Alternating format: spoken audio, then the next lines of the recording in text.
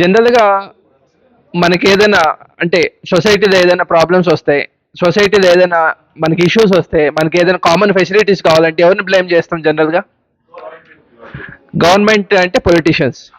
Politicians అన్ని అంటే దానికంటే ముందు పొలిటీషియన్స్ బ్లేమ్ చేసేక ముందు మనమంతా వాళ్ళని ఎవరిని ఎన్నుకున్నామనేది మెయిన్ ఇంపార్టెంట్. ప్రజలు కాబట్టి ప్రజలు బాగుంటే ప్రజలు ఎవరినైతే ఎన్నుకుంటారో వాళ్ళని సరైన వాళ్ళని ఎన్నుకుంటే మనకి ఈ ప్రాబ్లమ్స్ ఉండేది కాదు. నాకు వచ్చిన టాపిక్ వచ్చేసరికి పొలిటీషియన్స్లో మెయిన్ వాళ్ళు చేసే వర్క్స్ అంటే ఏది ఇండియా బాగా సారీ స్టేట్ మొత్తం అంతా బాగుపడాలన్నా అది వరస్ట్ కేసుకి వెళ్ళాలన్నా దెర్ ఆర్ టూ రీజన్స్. ఒకటి politicians, the second people. Politicians ఎలా అంటే మనం ఎవరినైతే సెలెక్ట్ చేస్తామో సో వాళ్ళ నుండి వాళ్ళ రైట్ పీపుల్ అయితే స్టేట్ని కొద్ది బెటర్ లెవెల్కి తీసుకెళ్తారు. వాళ్ళు రాంగ్ పీపుల్ అయితే మనని ముంచేస్తారు.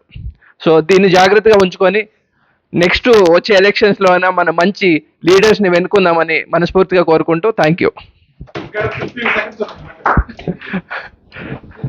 సో అలా కొన్ని ఎగ్జాంపుల్ చూస్తే కొన్ని స్టేట్స్ అయితే చాలా దివాళా తీసినాయి. స్టేట్స్ కాదు ఈవెన్ కంట్రీస్ కూడాను.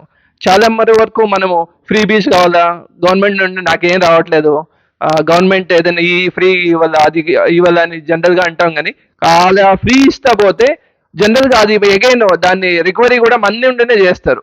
సో అది దాన్ని దృష్టిలో పెట్టుకొని సో ఏది కూడా ఫ్రీగా ఎవరైనా ఫ్రీగా ఇస్తామంటే దాన్ని అయితే మనం అక్సెప్ట్ చేయకుండా సో మనకి ఇంకా దాన్ని మనమే సొంతంగా ఎలా అర్న్ చేసుకోవాలనే దీని మీద మనం వర్క్ చేస్తే బాగుంటుంది.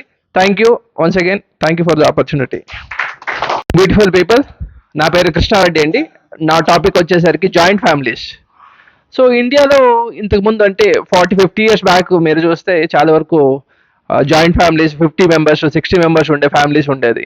ఇప్పుడంతా మైక్రో ఫ్యామిలీస్ 2-3 నలుగురు మ్యాక్సిమం. ఒక ఇంట్లో అంటే మ్యాక్సిమం 4 people ఉంటా ఉన్నారు ఇప్పుడు. సో జాయింట్ ఫ్యామిలీస్ ఉన్నప్పుడు మనకి మన ఎడ్యుకేషన్ అయిపోయిన తర్వాత కానీ మనకి గైడ్ చేయడానికి కానీ చాలామంది ఉండేవారు. చిన్న నాన్న, నా తాతయ్య, అమ్మమ్మ, అవ్వ వీళ్ళంతాను అంటే పెద్దవాళ్ళు అంతా ఏదో ఒక లెవెల్లో మనకి స్కూల్ అయిపోతానంటే ఇంకా ఎంగేజ్ అయిపోయేవాళ్ళము. వెరాజ్ ఇప్పుడు అసలు వాళ్ళతో మాట్లాడే వాళ్ళు కూడా లేరు పిల్లలతో. ద మెయిన్ రీజన్ అమ్మాయి ఫ్రస్ట్రేషన్ చూస్తా ఉంటే నాకు అర్థమవుతా ఉంది. అంటే ద రీజన్ ఈజ్ ఆ స్కూల్ ఎంతవరకు కొంతవరకునే ఒక ఎడ్యుకేషన్ ఇస్తుంది కానీ ఇంట్లో మిగతా ఎడ్యుకేషన్ అంతా పెద్దవాళ్ళు వాళ్ళ ఎక్స్పీరియన్స్తో ఇస్తారు. ఆ నాలెడ్జ్ ఇప్పుడు పిల్లలకి లేకపోవడం వల్ల కొద్దిగా ఇబ్బంది పడతా ఉన్నారు అని అనుకుంటాను. ఎంత మాక్సిమం వీలైతే అంత వీలుగా వాళ్ళ గ్రాండ్ పేరెంట్స్తో వాళ్ళతో ఉండేట్టుగా చూడాలని కోరుకుంటున్నాను. Thank you.